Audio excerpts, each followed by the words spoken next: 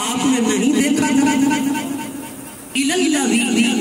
اس بندے کی طرف حاج ابراہیم جو میرے ابراہیم سے جھگڑا کر رہا تھا فی ربہ اس کے رب کے بارے میں ان آتا اللہ جب کہ اللہ نے اسے بادشاہ بنایا.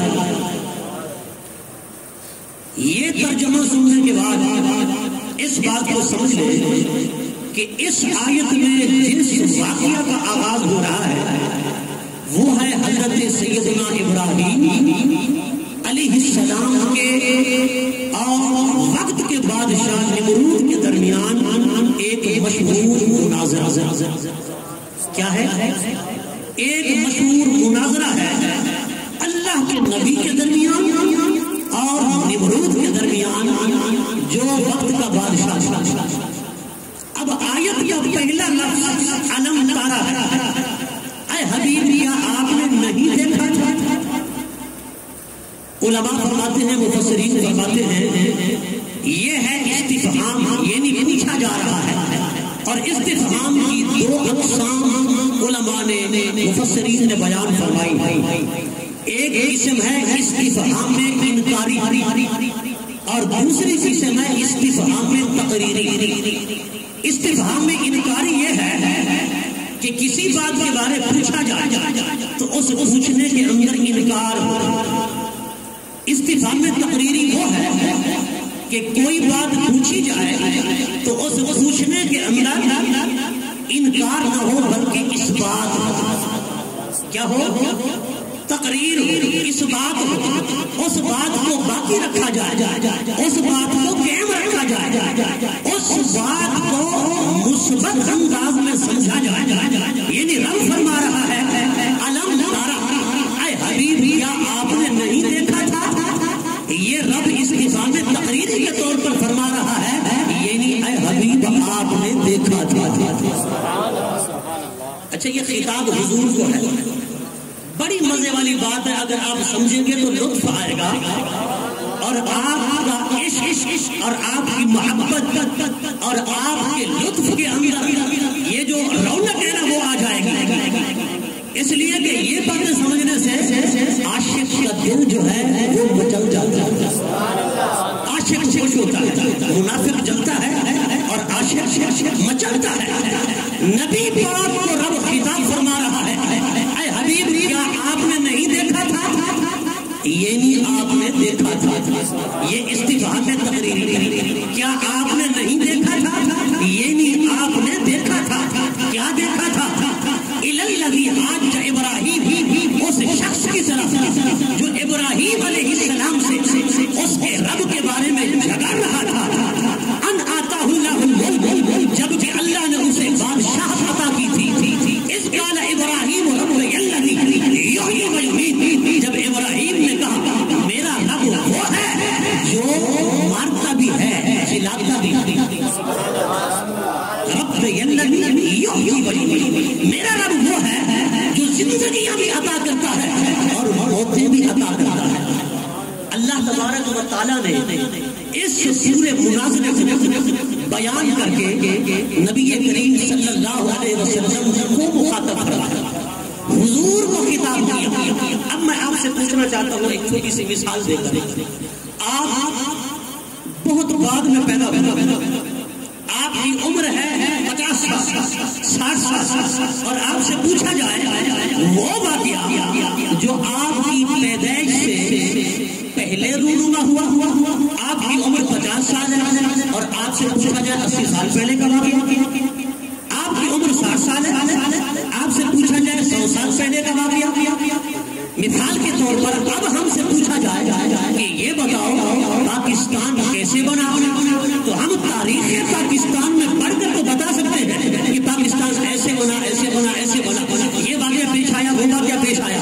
لیکن ہم نے آنکھوں سے دیکھا تو نہیں ہے, ہم نے آنکھوں سے مشاہدہ تو نہیں کیا, لیکن رب وہ واقعہ پوچھ رہا ہے جو حضرت ابراہیم کے دور میں نمرود کے دور میں پیش آیا.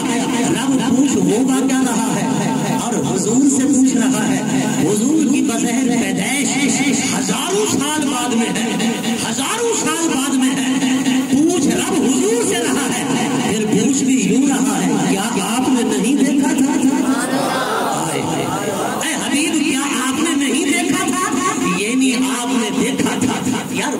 آپ سے کوئی بات پوچھوں جس کا آپ کو پتہ بھی نہ ہو، جس کی آپ کو ہوا بھی نہ لگی ہو، تو آپ کہیں گے مفتی صاحب فضول باتیں کم کیا کرے کہ ہم سے وہ باتیں پوچھتے ہو جن کا ہمیں پتہ ہی نہیں. تو کیا نبی پاک کو اگر پتہ نہیں تھا، حضور کو علم نہیں تھا، سرکار نے نہیں دیکھا تھا، حضور نے مشاہدہ نہیں کیا تھا، حضور نے ملاحظہ نہیں فرمایا تھا کہ ابراہیم اور نمرود کا جو واقعہ ہے وہ پیش کیسے آیا؟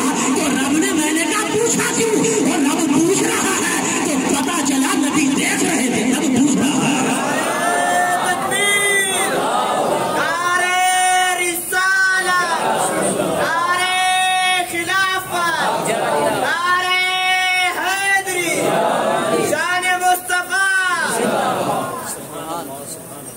جگانا پڑتا ہے آپ کو، آپ جاگتے نہیں ہیں. میں بھی تھک گیا ہوں جگہ جگہ کے، لیکن آپ پھر بھی ٹس سے مس نہیں ہوئے ہیں. گودے پیش بجاون مرلی لطف بعید نظر دے، درد نہیں مردے.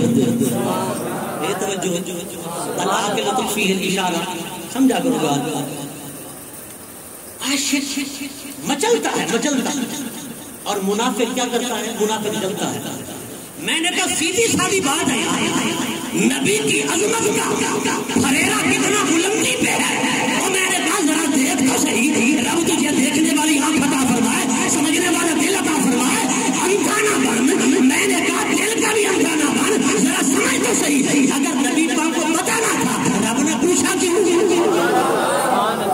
بولو یار. میں نے کہا نبی پاک نے دیکھا نہیں تھا تو رب نے پوچھا کیوں؟ اور پتا چلا رب جو نبی سے یہ فرما رہا ہے کہ آپ نے نہیں دیکھا تھا ابراہیم و نمرود کا جھگڑا، ابراہیم و نمرود کا مناظرہ، ابراہیم و نمرود کا واقعہ، علم تارا کیا نہیں دیکھا تھا؟ یہ دیکھا. پتا چلا نبی پاک پیدا تو بعد میں ہوئے ہیں لیکن حضور موجود پہلے بھی تھے. اس لیے بزرگ فرماتے ہیں قد جاءکم من اللہ نور. اور یوں نہ کہا کرو نبی پیدا ہوا، بلکہ یوں کہا کرو نبی آیا. حضور پیدا تو پہلے ہو چکے تھے، حضور تو آیا. لہذا رب پوچھ رہا ہے کیا نہیں دیکھا تھا؟ یہ نہیں دیکھا. اور پوچھا اسی سے جاتا ہے کوئی واقعہ گزشتہ جس کے ہوتے وقت وہ موجود ہو، اس نے پھر دیکھا. اور یہاں پر دو باتیں اور قابل توجہ جو میرے عقیدے سے تعلق رکھتی ہیں. واقعہ کو دیکھنے والے دو طرح کے ہوتے ہیں، ایک عینی، دوسرے سمی. عینی وہ ہوتے ہیں جنہوں نے آنکھ سے دیکھا ہوگا، سمی وہ ہوتے ہیں جنہوں نے دیکھا نہیں پر دوسروں سے سنا ہے. شریعت کہتی ہے یہ سننے والی بات تو مسترد ہے، مردود ہے، اس کا کوئی اعتبار نہیں. اور جو دیکھنے والی بات ہے معتبر وہی ہے. اس میں یہ پتا چلا رب بھی یہی فرما رہے علم تارا. علم تارا، تارا بنا ہے رویت سے. رویت کا معنی ہوتا ہے آنکھ سے دیکھنا. معلوم ہوا نبی پاک اپنی نگاہ پاک سے ہی دیکھ رہے تھے. حضور اپنی نگاہ پاک سے دیکھ رہے تھے. اور یہ جو مناظرہ ہے حضرت ابراہیم کا اور نمرود کا، دو بادشاہ ایسے گزرے ہیں، دو کافر اور دو بادشاہ مسلمان جنہوں نے پوری روئے زمین پر حکومت کی ہے. مسلمانوں میں ایک حضرت سلیمان اور دوسرے حضرت اسکندر زمزرنے رحمت اللہ تعالی علیہ. ان کے بارے میں اختلاف ہے کہ یہ نبی تھے یا ولی تھے. اور دو کافر، ایک بخت نصر جس نے بیت المقدس پر حملہ کر کے اسے ویران کر دیا تھا، اور دوسرا نمرود. اس کے صحیح طرف نمرود ہے، اگرچہ عام جو ہے زبان زام و خاص نمرود ہے، لہذا نمرود ہی بولا جاتا ہے. اصل لفظ اگرچہ نمرود ہے. یہ بادشاہ حضرت ابراہیم علیہ السلام کے دور میں تھا. حضرت ابراہیم علیہ السلام کے دور میں بت پرستی عروج پر تھی، دو دورہ تھا.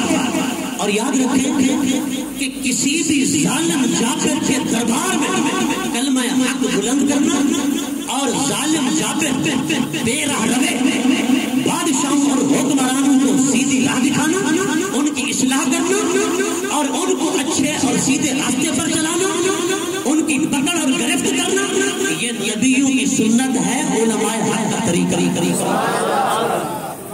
کہا جاتا ہے کہ سیاست کی بات نہ کرو. کیا سیاست کی بات نہ کرو، کسی حکمران کے خلاف کوئی بات نہ کرو. اور میں نے کہا نبیوں نے ہمیں یہی تو بتایا ہے. نمرود جس عرش کی بادشاہ کسی ایک خطۂ ارضی کے لیے نہ تھی، جہاں سے سورج طلوع ہوتا ہے اور جہاں سورج غروب ہوتا ہے، شرق سے غرب، شمال سے جنوب، پوری روئے زمین کا بادشاہ نمرود حضرت ابراہیم علیہ السلام نے دیکھا نا یہ بے راہ روے ہے، تو آپ نے بھی اس کی اصلاح فرمائی، آپ نے اس کی دربار میں کلمہ حق بلند کر کے رب کے نام کو بلند بھی کیا اور اعلان کلمۃ اللہ کا حق بھی ادا کیا۔ حضرت ابراہیم علیہ السلام کے چچا تھے جن کا نام تھا آزر، آپ چھوٹے بچے تھے، وہ آپ کو لے کر گئے نمرود کے دربار میں۔ نمرود کا جو دربار تھا نا وہ بت پرستی کا گہوارہ تھا، جو بھی آتا تھا وہ اسے سجدہ کرتا تھا، اور سجدے کرنے والے بڑے حسین جمیل، بڑے خوبصورت، اور نمرود ایک بدصورت انسان تھا۔ جب سب لوگ آتے سجدہ کرتے، اسی طرح حضرت ابراہیم کے چچا آزر بھی آئے، انہوں نے بھی سجدہ کیا۔ یہ بت فروش بھی تھے، بت پرست بھی تھے، اور بت تراش بھی تھے، تو انہوں نے بھی سجدہ کیا۔ حضرت ابراہیم علیہ السلام چھوٹے بچے تھے، آپ نے سجدہ نہیں کیا، تو چھوٹا بچہ سمجھ کر آپ کو در پر اطلاع کر دیا گیا۔ جب آپ اس کے دربار میں پہنچے تو آپ نے فرمایا یہ لوگ کیا کر رہے ہیں؟ آزر نے کہا یہ خدا ہے، لوگ اسے سجدہ کر رہے ہیں، لوگ اس کے سامنے سجدہ ریز ہوتے ہیں۔ تو حضرت ابراہیم علیہ السلام نے کہا جس کو سجدہ کر رہے ہیں وہ انتہائی بدصورت ہے، اور جو سجدہ کرنے والے ہیں وہ اتنے خوبصورت ہیں، یہ تو ہو نہیں سکتا کہ وہ خدا اور اتنا بدصورت ہو۔ میرا خدا جو ہے وہ تو بڑا حسین ہے اور وہ سب کو پسند کرتا ہے، میرا خدا تو بڑا خوبصورت ہے۔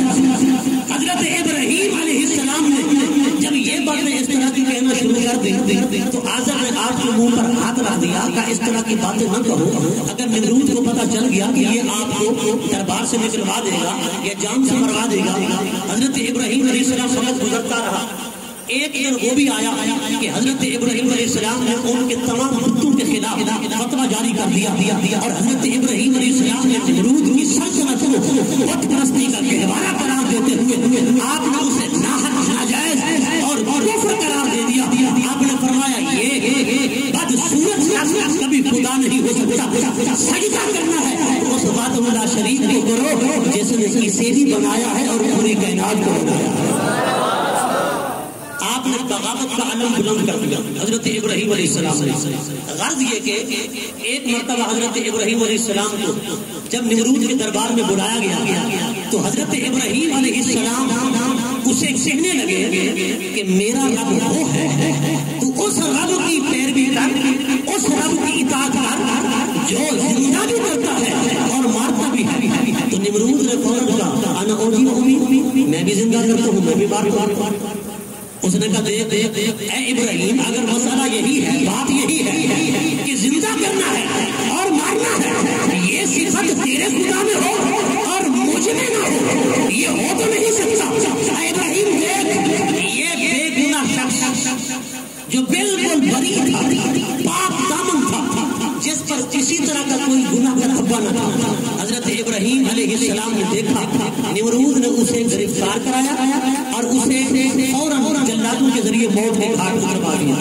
کہ دیکھ میں نے ایک بندے کو جو زندہ تھا مار دیا اور ایک شخص جو پھانسی کے قابل تھا، اتنا بڑا مجرم، نمرود نے اسے آزاد کروا دیا، بری کر دیا۔ کہ دیکھو یہ مردہ تھا، میں نے اسے زندہ کر دیا، یعنی ایک پاک دامن کو، بے گناہ کو، جو کسی طرح کا جرم کر کے نہیں آیا تھا، اس کو مروا کر کہا دیکھو زندہ کو میں نے مار دیا، اور جو ایک مطلب ہے کہ پھانسی کے قابل تھا، اتنا بڑا جرم کر کے آیا تھا کہ اسے پھانسی دی جانی چاہیے، اس نے اسے آزاد کر دیا، بری کر دیا۔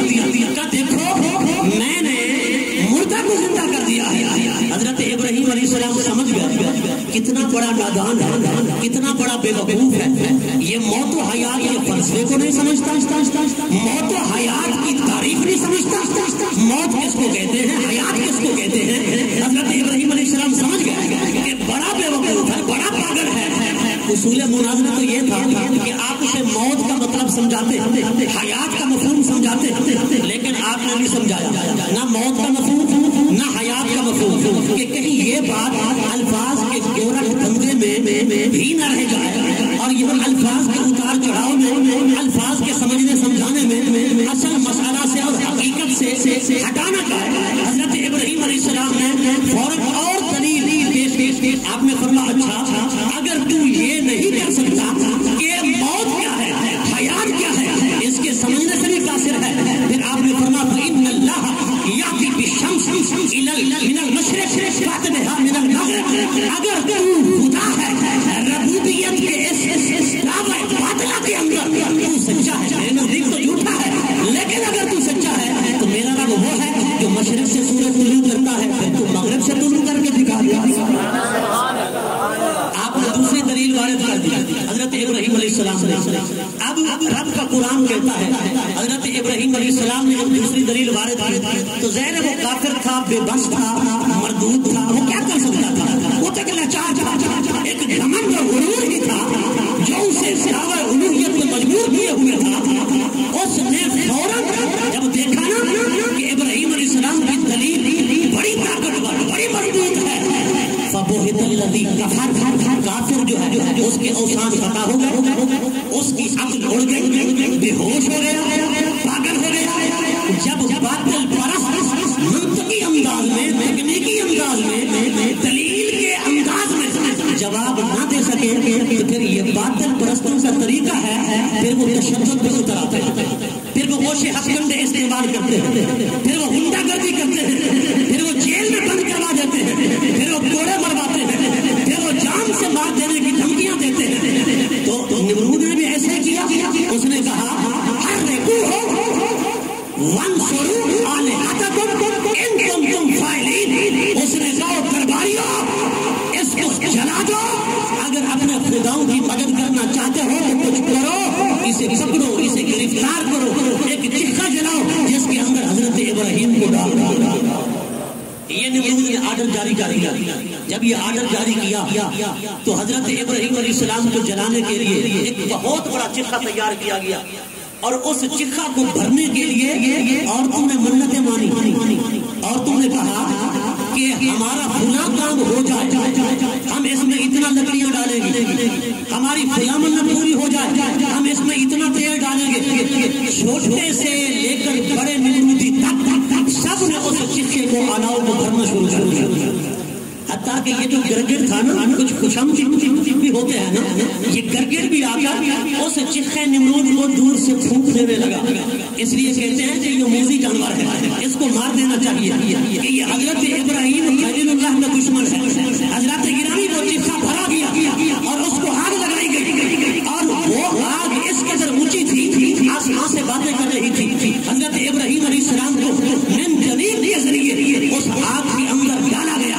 جب حضرت ابراہیم علیہ السلام اس آگ میں جا رہے تھے، رب کائنات نے فرمایا اے جبرائیل نے عرض کی، جی مولا، فرمایا تو جنت میں بیٹھا ہے، سدرہ پہ بیٹھا ہے، ابھی جلدی کرنا، ادھر من جنیب جو دور ہے وہ بٹ گئی ہے، میرا ابراہیم چکھے نمرود میں جا رہا ہے، ابھی میرا ابراہیم چکھے نمرود میں نہ جائے، اسے جا کر کروں پھر پہلے اٹھا دے۔ حضرت جبرائیل علیہ السلام وحی سے دوڑے، حضرت جبرائیل علیہ السلام ابراہیم علیہ السلام کے پاس آئے اور آ کر کہنے لگے اے اللہ کے خلیل، اگر آپ اجازت دیں تو میں اس ساری آگ کو اٹھاؤں اور نمرود کے محل میں ڈال دوں اور تمام نمرودیوں کے گھروں میں ڈال دوں۔ حضرت ابراہیم علیہ السلام نے کہا اے جبرائیل، بالکل ایسا نہیں ہو سکتا، میرے اور میرے رب کے درمیان تو پہاڑ نہ بن، تو رکاوٹ نہ بن، درمیان سے ہٹ جا، درمیان سے ہٹ جا، یہ ایک آزمائش ہے، یہ ایک امتحان ہے، اس امتحان کے اندر مجھے کامیاب ہونے دے۔ حضرت ابراہیم علیہ السلام نے حضرت جبرائیل سے کہا میرا تیرے پاس کوئی کام نہیں، میری کوئی حاجت نہیں، درمیان سے ہٹ جا۔ یہ تو محبوب و محب کی باتیں ہیں، یہ تو یار کی یار کے درمیان آزمائش کی باتیں ہیں، امتحان کی باتیں ہیں، مجھے اس میں پاس ہونے دے۔ وہ حضرت شیخ حمید الدین ناگوئی رحمۃ اللہ تعالی علیہ، لوگ کہتے ہیں دیکھو اللہ کے خلیل حضرت ابراہیم نے درمیان میں واسطہ پسند نہ کیا، وسیلہ پسند نہ کیا. پتا چلا رب کے اور بندے کے درمیان وسیلہ نہ لینا یہ نبیوں کی سنت ہے. وسیلہ نہیں لینا چاہیے. اگر وسیلہ لینا جائز ہوتا تو حضرت ابراہیم حضرت جبرائیل کو وسیلہ بنا لیتے. حضرت جبرائیل کا وسیلہ پسند نہ کیا, وسیلہ قبول نہ کیا, لیکن انہیں کیا پتا. ہم کہتے ہیں او بد نصیبو امتی بنو, امتی نبی نہ بنو. حضرت ابراہیم نبی تھے, حضرت ابراہیم پیغمبر تھے, اور تم نبیوں کے منصب پر فائز ہونا چاہتے ہو کیا؟ شیخ حمید الدین ناگوری وقت کے ولی کامل, جب آپ کا بیٹا آپ کے سامنے کئی بیماریوں کے اندر مبتلا ہو کر تڑپتا رہا, کئی معالج آئے, کئی طبیب آئے, کئی ڈاکٹر آئے, لیکن شفا نہ مل سکی. حضرت شیخ حمید الدین ناگوری رحمت اللہ علیہ کا بیٹا آپ کے سامنے تڑپ کر جب جان بحق ہوا, جب واصل اللہ ہوا, حضرت شیخ حمید الدین ناگوری کی چیخ نکل گئی, آپ کی دھار نکلی. ادھر رب کائنات نے فرمایا اے حمید الدین یاری ہم سے لگاتا ہے, تیرا روتا اپنے بیٹے کے لیے ہے.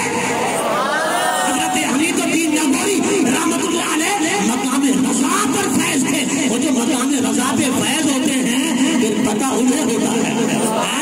کہتے ہیں نا کہ حضرت امام علی مقام چھوٹے ننھے علی اصغر کو قربان کر دیا, جوان علی اکبر کو قربان کر دیا, اتنے بڑے لوگ قربان کر دیے, لیکن زبان پر نہ ہائے آئی, نہ وائے آئی, نہ اوف آئی, نہ افسوس کا جملہ آیا, بلکہ رب کی بارگاہ میں عرض گزار ہوئے مولا اب تو راضی ہے. حسین نے سب کچھ لٹا دیا, اب خود کو بھی پیش کرنے کے لیے آ رہا ہے. یہ مقام رضا کے لوگ ہوتے ہیں. مقام رضا کیا ہوتا ہے؟ جتنا بڑا امتحان آئے زبان پہ شکوہ نہ آئے, یار کی رضا پہ راضی رہے, اپنے رب کی رضا پہ راضی رہے. یہ ہے مقام رضا. اور میں نے کہا مولوی مقام رضا ایسے مل جاتا ہے. میں نے کہا شیخ حمید الدین مقام رضا پہ فیض تھے, امام حسین مقام رضا پہ فیض تھے, مصطفیٰ کریم مقام رضا پہ فیض تھے, حضرت ابراہیم مقام رضا پہ فیض تھے. تبھی تو جبرائیل کا واسطہ بھی پسند نہ کیا کہ میری اور میرے خدا کے درمیان ایک آزمائش ہے. یہ بات ہے جس میں کامیاب ہونا چاہتا ہوں. جبرائیل حاجت تو ہے مگر تجھ سے نہیں اس سے ہے. حاجت تو ہے, سوال تو ہے, آرزو تو ہے, پر تجھ سے نہیں اس سے ہے. ورنہ میں نے کہا پڑھ ملا عبد الرحمان جامی کو, پڑھ شیخ شرف الدین بوسیری کو, پڑھ ملا علی قاری کو. میں نے کہا اٹھا شیخ محقق شاہ الحق محدث دہلوی کی کتابیں. میں نے کہا پڑھ قسطلانی کو, عسقلانی کو, زرقانی کو. میں نے کہا پڑھ بڑے بڑے محدثین کو, پڑھ محدث ابن جوزی کو, پڑھ میں نے کہا امام زہبی کو, پڑھ میں نے کہا بڑے بڑے اولیاء کو, صوفیاء کو. کہ جب حضرت اسماعیل علیہ السلام جھولی کے نیچے تھے, اگر وہ محفوظ رہے صدقہ نور محمدی کا, حضرت آدم علیہ السلام کی پشت میں نور آیا, حضرت آدم علیہ السلام کی توبہ قبول ہوئی تو وسیلہ نور محمدی کا, حضرت نوح علیہ السلام کی کشتی طوفان میں ڈوبنے سے سلامت رہی تو وسیلہ نور محمدی کا, حضرت ابراہیم پر یہ آگ اگر گلزار ہو گئی تو یہ بھی صدقہ نور محمدی کا. تو کہتا ہے وسیلہ قبول نہ کیا, اور تجھے کیا پتا آدم کی توبہ کیسے قبول ہوئی. اور میں نے کہا تجھے کیا پتا حضرت نوح کی کشتی کیسے کنارے لگی, اور تجھے کیا پتا حضرت اسماعیل جھولی کے نیچے آ کر کیسے محفوظ رہے. میں نے کہا تجھے کیا پتا وہ ہر قسم کی لکڑی جس درخت سے تعلق رکھتی تھی حضرت ابراہیم اس جشے میں گئے. رب نے فرمایا لکڑیوں قلنا یا نار کونی بردا و سلاما, اے آگ ٹھنڈی بھی ہو جا, سلامتی والی بھی ہو جا. اور ہر لکڑی نے وہی کچھ اگا دیا جیسے درخت سے تعلق رکھتی تھی. پھول بھی اگائے, پھل بھی اگائے, پتے بھی اگائے, ماحول ہرا بھرا سرسبز و شاداب ہو گیا. نمرود نے محل پر چل کے دیکھا حضرت ابراہیم کو, چل کر کوئلہ ہو گئے ہوں گے, لیکن دیکھا کہ ابراہیم فرشتوں کے جھرمٹ میں بیٹھے مسکرا رہے ہیں. نمرود نے دیکھا, کہا اس نے کہا یہ کیا؟ حضرت ابراہیم نے فرمایا ھذا من فضل ربی. اور نمرود نے مردود سن لے, تو نے اپنے طور پر تو جلا دیا تھا, پر یہ میرے رب کا فضل ہے, یہ میرے رب کا مجھ پر کرم ہے. حضرت جبرائیل کی پرواز دیکھیں، ادھر جخے نمرود میں جلی کٹ چکی تھی، پیگ کی باغیں کٹ چکی تھی، حضرت ابراہیم نمرود کی آگ میں جا رہے تھے، رب نے فرمایا جلدی پرواز کر، ابھی وہ آگ میں نہ جائے کروں تو پہلے اٹھا۔ جبرائیل سدرہ سے دوڑا یہاں آیا اور حضرت ابراہیم کے پروں پہ اٹھا لیا، حضرت اسماعیل کی گردن پہ چھری چل چکی تھی، کٹنے والی تھی، رب نے فرمایا جلدی جا میرے اسماعیل کے نیچے دمبا رکھ دے اور اسے نکال دے۔ جبرائیل دوڑتا ہوا آیا، حضرت یوسف علیہ السلام کے بھائیوں نے جب وہ آپ کو کنویں کے اندر پھینک دیا اور وہ کنویں کے اندر جا رہے تھے، رب نے فرمایا جبرائیل جلدی کر، میرا یوسف پانی میں نہ جائے، پہلے پروں پہ اٹھا دے۔ اتنی بڑی طاقت، وہ لوگ کہتے ہیں کہ نبی آ سکتے ہیں، میں نے کہا یار بڑی حیرت کی بات ہے، تاریخ کو کیوں لوٹ دیتے ہو؟ میں نے کہا تاریخ کا قتل کیوں کرتے ہو؟ میں نے کہا حقائق کو مسخ کیوں کرتے ہو؟ یہ زمینی حقائق بھی ہیں، یہ آسمانی حقائق بھی ہیں، اور ان سے آنکھیں کیوں چراتے ہو؟ میں نے کہا باطل کو باطل سمجھو، حق کو حق سمجھو، ورنہ کل قیامت کے دن جواب کیا دو گے؟ میں نے کہا جبرائیل سدرہ سے اتنا جلدی آ سکتا ہے، یہ تو ادنا غلام محمد ہے۔ میں نے کہا غلام محمد کی یہ پرواز ہے تو محمد کی پرواز کا عالم کیا ہوگا؟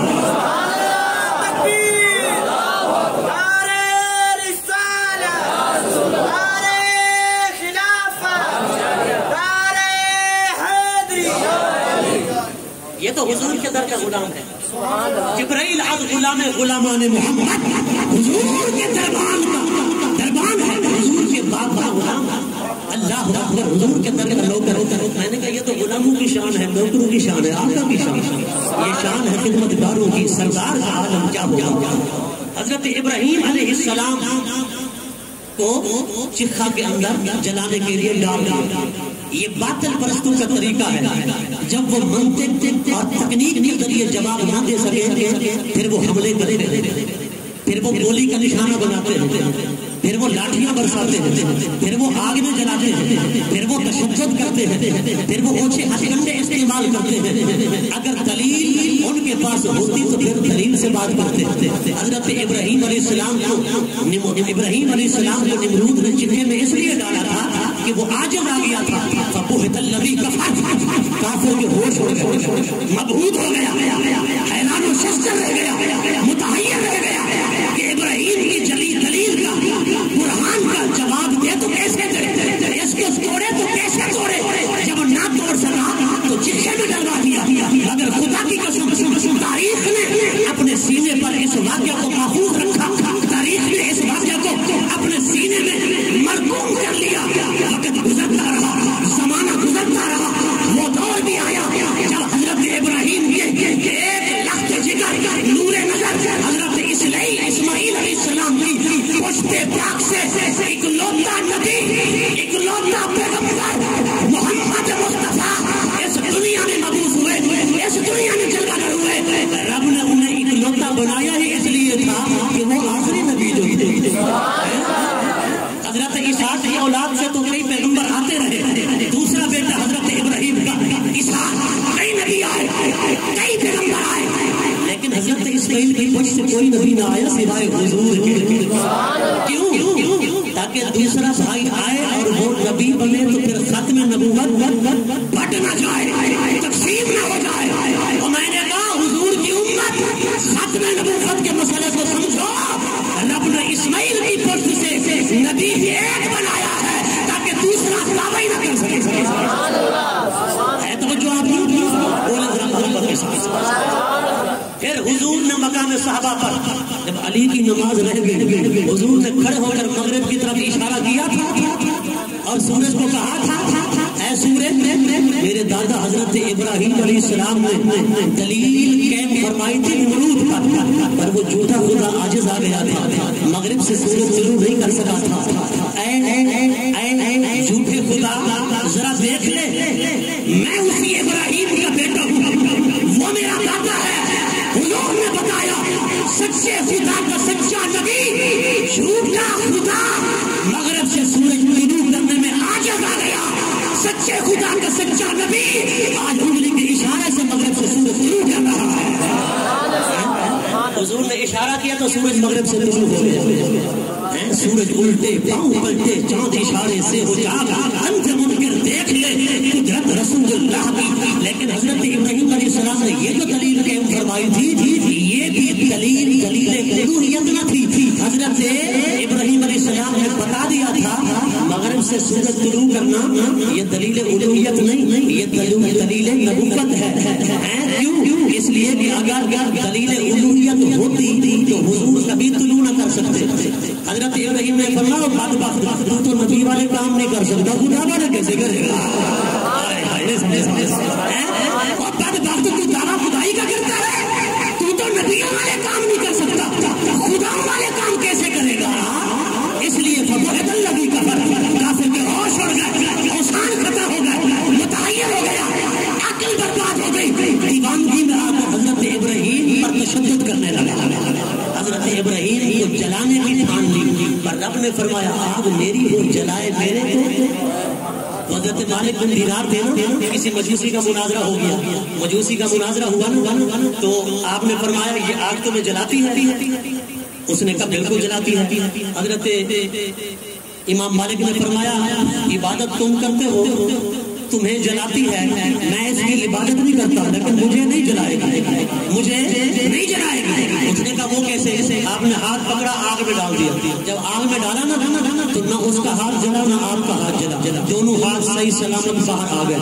تو وہ مجوسی بھی حیران، حضرت امام مالک بھی حیران، مالک بن دینار بھی حیران، رب کی بارگاہ میں عرض کی مولا چلو میں تو تیرا عبادت گزار ہوں، میرا ہاتھ تو نہ جلے، اس کا کیوں نہیں جلا؟ یہ تو باطل ہے، یہ تو جھوٹا ہے۔ اللہ نے فرمایا مالک نسبت تیری میں ہاتھ گیا تھا نا، ذرا ہاتھ جدا کر کے تو ڈالے، پھر دیکھتے ہیں پھر دیکھتے ہیں گاڑی سے چھوڑتے کیسے ہیں۔ اور میں نے کہا یہ تو غلاموں کی شان ہے، پھر نبیوں کی شان کا عالم کیا ہوگا؟ یہ شان ہے خدمتگاروں کی، سردار کا عالم کیا ہوگا؟ دعا ہے اللہ پاک اللہ کے پیاروں سے